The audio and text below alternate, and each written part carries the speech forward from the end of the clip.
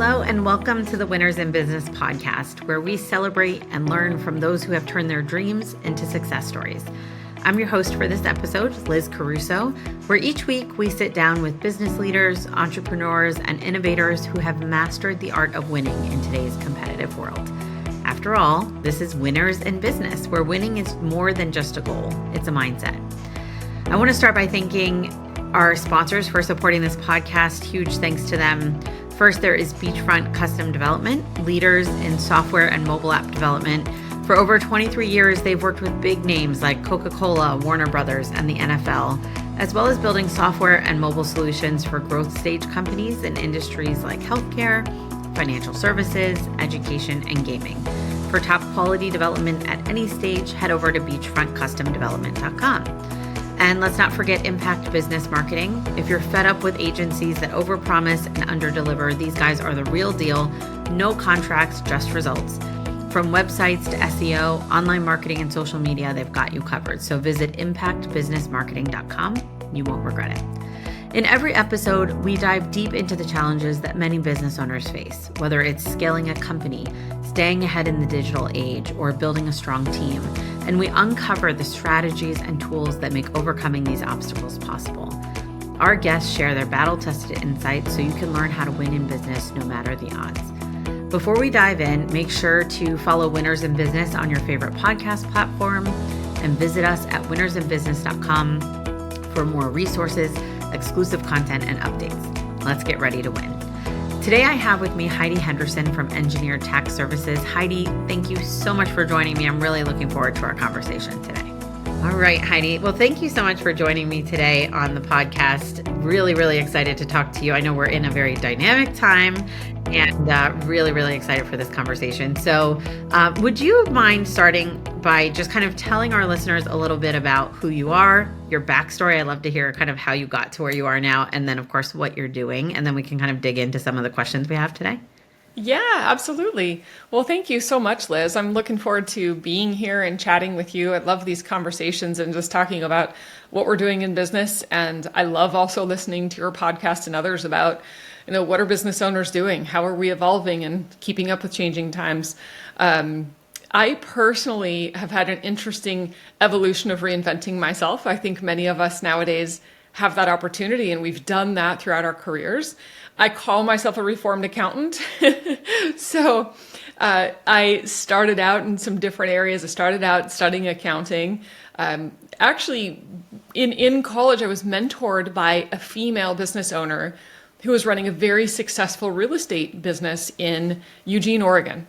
And I was going to school in Eugene, and she was so wonderful to just kind of take me under her wing and begin mentoring me. So I was focusing on the accounting side of the business, but it really gave me a leap into real estate. And that was the beginning of my, again, very formative years when I was in college. I did finish my master's degree in accounting, and I did go into accounting for a little while. I was on the private side. I was the controller for a resort in Utah for a number of years. And again, much of that was relating to real estate. My first husband also had a custom home building business, so we ran that. We did a lot of construction, a lot of development, really dealing with everything from golf course development to commercial development, ski resorts, running all these different things from a tax and accounting perspective. But what I found is once we finished building that resort, I realized I was so bored. And I just thought, I don't want to sit here and stare at a computer for the next 30 years in a box running numbers. I like numbers, but I'm a very active person. I love to be outside. I love to move. And so I took a huge leap of faith. I was terrified, but I figured, I think that I can always find an accounting job. It's a good role. There always seems to be a need for accountants. And so I took a leap of faith and tried some different things. And I landed here with Engineered Tax Services about 13 years ago. And it was actually because of my sister, who is one of my partners here. And she convinced me to come into the consulting world. And when I first looked at that, I was quite terrified. Personally, I'm a bit of an introvert. Very typical accountant is how I was kind of formulating in those early years. But I really love the dynamic problem solving. And so I landed in this company working with Julio, who was our founder.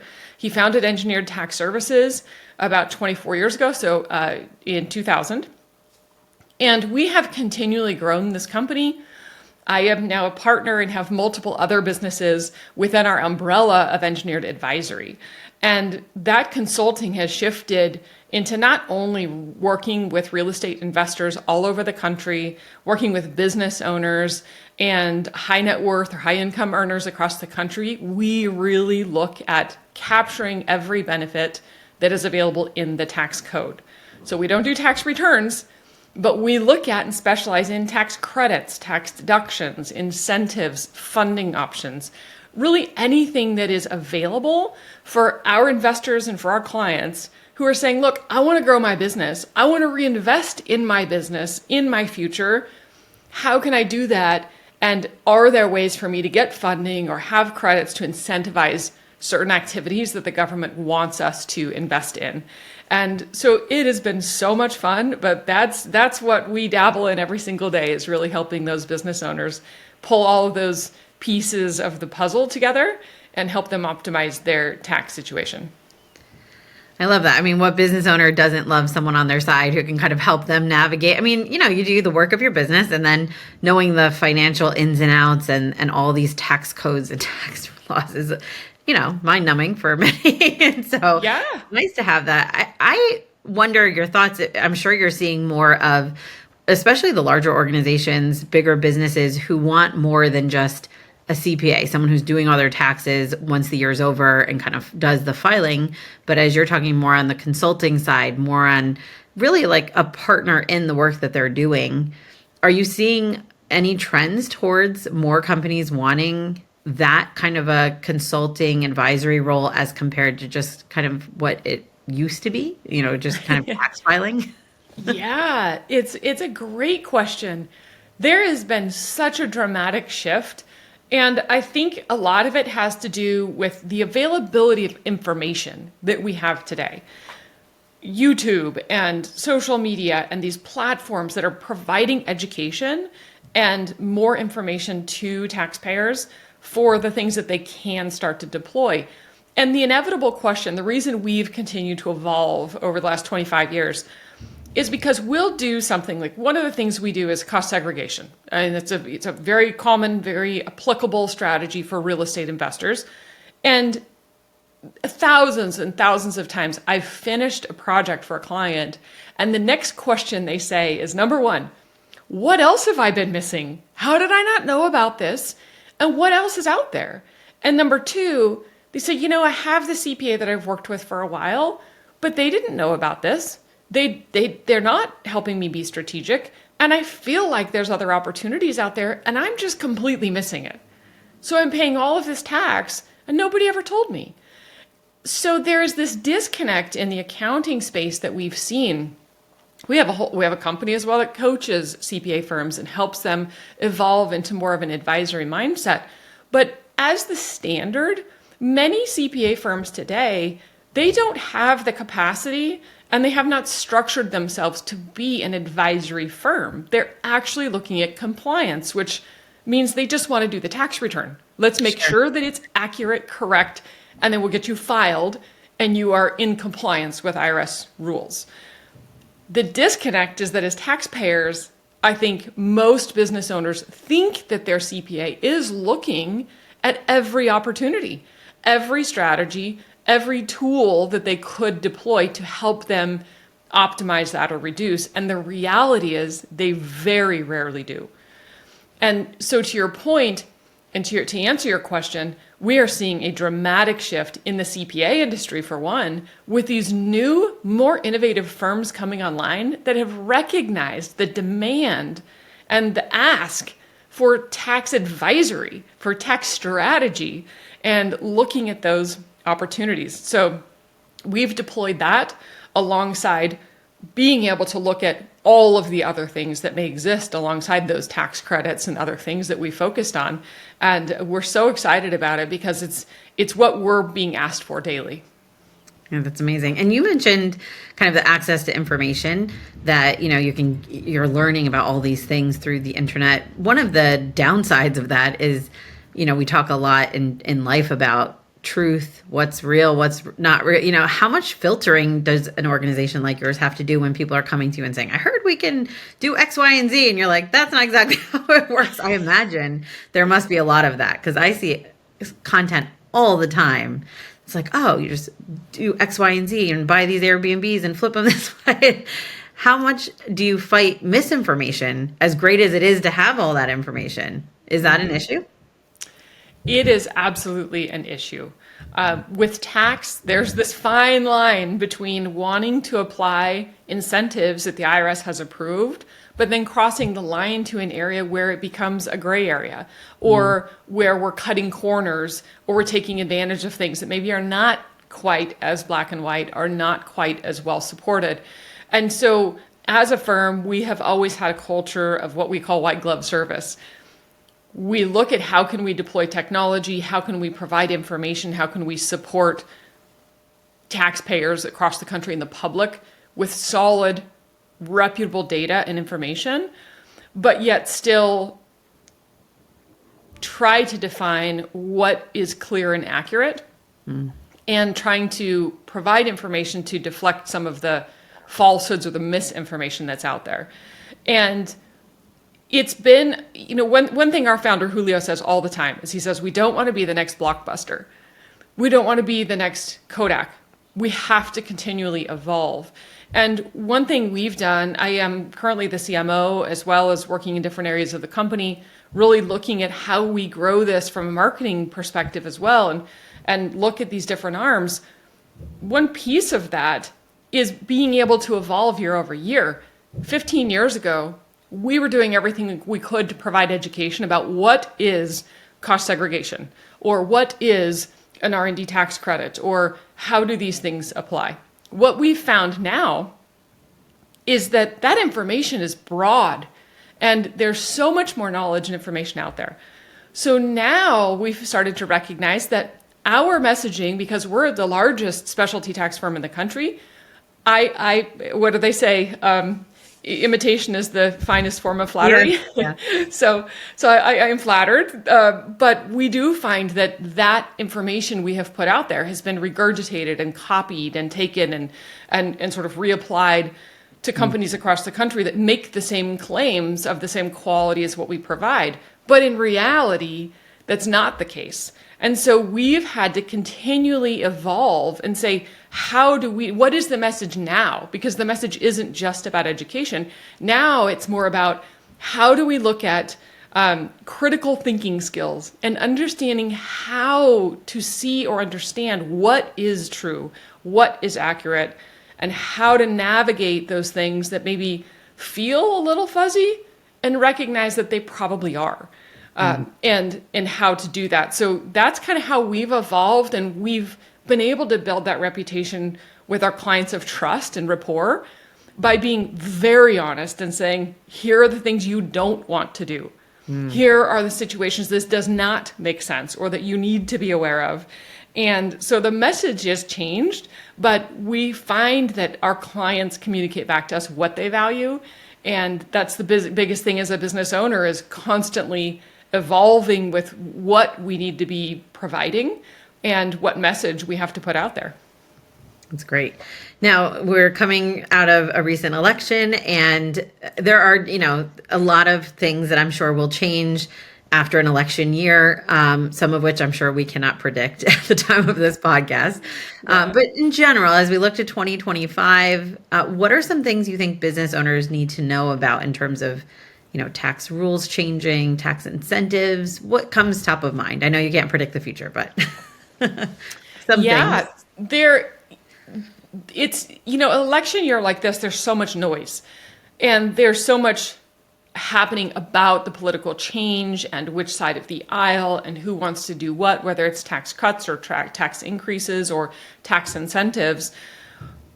What you don't hear so much about at the moment is looming tax incentives that are expiring. So For example, the Tax Cuts and Jobs Act that was passed in 2017 will fully expire next year. It will actually create what they are calling the tax cliff of 2025. If there is no new tax bill drawn up and then approved, which we know he has to go through the House, through the Senate, that's a lot of the questions with the election is what's going to happen, because when we have a split House and Senate, it's really difficult for anybody to get something done. Sure. So let's just assume that it's split and they aren't able to accomplish or agree upon a significant tax cut. We are facing a significant increase in tax and a reduction of tax incentives with about 20 different provisions for business owners as well as for individuals. Bonus depreciation is expiring. We have issues with R&D credits and the cost having to amortize. It's really hurting businesses doing innovation in the US. The child tax credit is reducing. The corporate tax rate is increasing quite dramatically. The personal tax rates are all increasing. The exemptions for estate tax is all going down, so the taxes will be higher at a lower rate. I mean, there are a whole number of provisions. So it is an interesting time for us always being in the tax world. We're always having to move with what's happening on the political spectrum and to be prepared to move once these changes occur, because our business is directly impacted by what incentives are in place and how that is going to impact business owners. But the most important thing is for businesses to understand that they may have a great CPA, they may have great partners, but really doing a structured tax strategy plan is one of the best things they can invest in, because the level of incentives, whether it's at the local, the state, or the federal level, we're excited, we just invested in a new technology platform. It actually has over 3,000 local, state, and federal incentives in the database. And we're able to run an incentives report for a business based on basic information. We say, what is this business? Where are they located? What industry are they in? We can pull this up and it will find all of the potential incentives or funding options, rebates, tax reductions, all of these things that can be applicable for businesses. It's so important because anymore, to be competitive in the business landscape, we have to be able to look at that. Tax is our number one largest expense. And so if businesses can really be looking and planning for what their business expense is, and then utilizing some of these opportunities, again, grant funding or local incentives or whatever's available to them, it makes a huge difference from a competitive standpoint when their competition isn't doing that and they can reduce their costs. Sure. I mean, the technology playing such an important role makes perfect sense. What other changes are you seeing in tech, and how is AI impacting the work that you do? I'm sure it's an expansive question, but anything you want to share really in regards to technology and how, not only, as you explained, how you're using it to kind of filter that information for the average business owner, but any other trends and things that are impacting how we do business and how that impacts the work that you do with the businesses. Yeah, absolutely. Wow, the landscape is changing so quickly. And when AI came out and ChatGPT, everyone started to say, it's going to replace all these jobs, it's going to have all this stuff. And you think, okay, interesting, but really, what can this do? Yeah. It's unbelievable how fast the technology landscape is moving. And it just feels like there's so much flying past us any given day, trying to navigate what we might be able to utilize versus what we can't. So that has been a massive challenge for us. But some of the benefits, we have been able to streamline our processes. About a year ago, we had an initiative to really take a big, deep dive into technology. We have historically been a bit of an old-fashioned professional services firm, and we didn't want to be that old Blockbuster. We have to evolve. And therefore, we started to invest pretty dramatically in building technology and to implement technology into our business. And at first, the idea was we want to become a technology firm. We started down that path for about, I would say, probably 6 months. And the more we started to go down that path, what became apparent is the beauty to what we have. And I think this may not be applicable to all companies, but for us, people still want to have a human contact. They still want to be able to call a person, to build the relationship, to have that trust and the rapport, and to have that white glove service that we provide. But in order for us to scale, we have to adopt technology and innovation. Sure. And so what we realized is, wait, we don't want to become a technology firm. We want to be a professional services firm that is white glove service. We are going to take care of our clients at a very high level, and we are going to be as innovative as possible on the back end to be able to deploy whatever strategies possible. And we are building technology, we are building automated processes, not for our studies directly, but just for many of our systems. And AI, I mean, it's amazing. We happen to have one gentleman on our marketing team who has it's become his pet project to play in AI. And he's learned how to use AI to build apps for him that do certain things. And the tools that he has been able to create and that we've all been able to play with and utilize in our business, it really is astounding. And it is a game changer, coupled again with our level of expertise. So it's that marriage of the relationship, but being able to marry some of these technologies into our business to work efficiently and effectively and allow us to scale, because right, time is money. We only have so many hours in a day. And that's been our struggle as we have continued to grow. So yeah, it's a massive focus of ours. And it's actually really exciting, a little overwhelming, but really exciting to see some of the tools that are available that we've been able to use. I think that marriage between the service and, the technology is the critical piece. And I think a lot of people you said it's maybe not applicable to every business, but I think that's a lesson that if they haven't learned already, many businesses are in the process of learning. As you think technology can do all these things, that's got to be the next big thing. And then you start thinking, well, wait, we all still really value that. And especially in something that like taxes and incentives and all these things that you work in, I mean, it's not so cut and dry, like do X and all of a sudden Y. Well, you need to have the conversations so I think that's so critical. What advice do you have for other business owners who are trying to scale? And especially as you're talking about things like the tax cliff of 2025 and things that are happening, where do you see the most potential and where would you encourage people to focus their attention as they're looking to grow in the next 5 to 10 years? Yeah, I think strategic partnerships are as valuable as they've ever been. Again, coming back to the relationship side of things. And we've got certain businesses in this country that have just scaled to massive levels, but they took out the human component. And I almost feel like as the pendulum swings a little bit, that we recognize the value of having that relational side. And another company that I've recently started with some of our other partners is engineered insurance services. I would have never in a million years thought we would do insurance. And how does that merge with our other incentives work? Well, directly applicable to the businesses we're already doing work for and all the same data we have.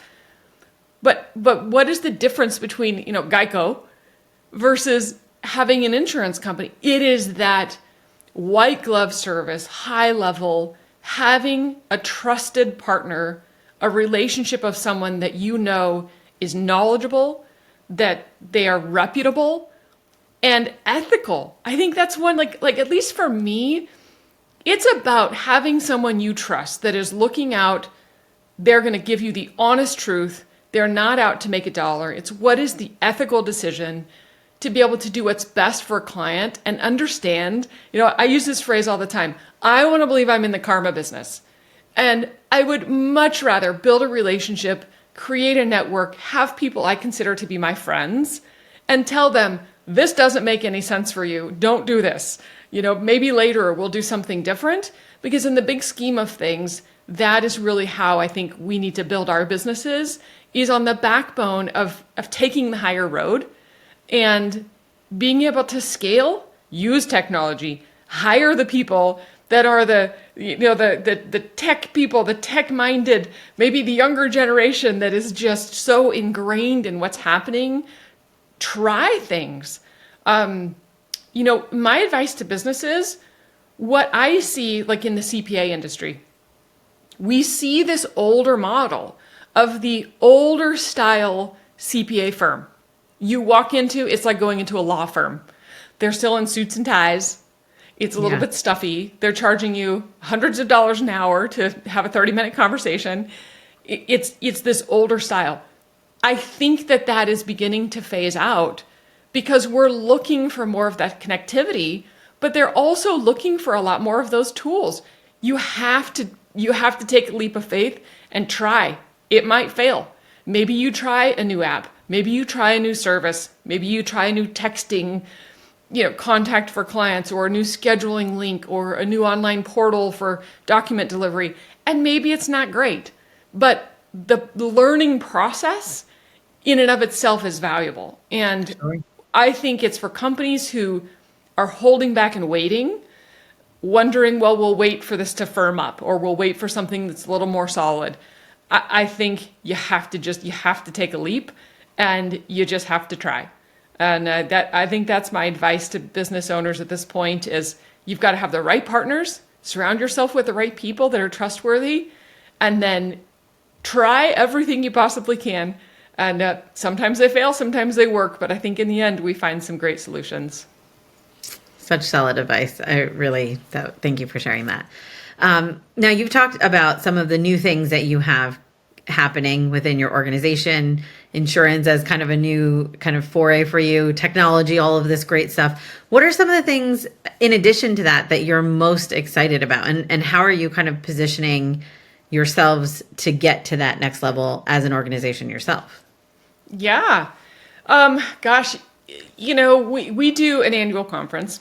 And at the conference last year, it's a great opportunity to spend 3 days with some of our clients, and just that time is so invaluable.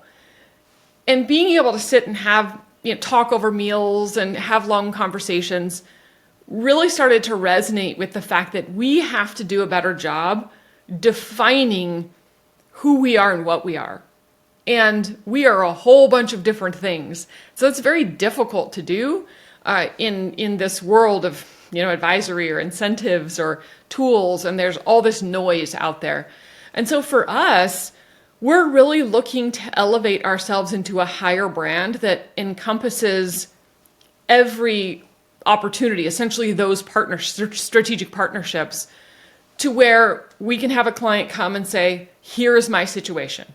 Here is my problem, essentially, whether I'm a business owner or I'm an investor or whatever it may be. Here are my goals, and what are the things that I should be looking at? And we have developed many tools in which we personally directly fulfill. But for other things, we have amazing partners across the country that are some of the best in the industry at what they do. And what we found is people just need a resource. And the technology is a part of that. The technology tool essentially becomes a self-help tool, to where people aren't navigating a website going, what do they do? What are these services? How does this tie in? It's more or less, you know what? Click here. Let's answer some questions. Let's drive down to what is going to be applicable. How can we help you? And essentially creating a bit more of a client journey for our clients, to where we're leading them through a process rather than making it so difficult. Because again, there's so much information out there that where do you even start? People are drowning in YouTube videos and social media and short form videos and long form videos and podcasts and all of this information. Where do you look?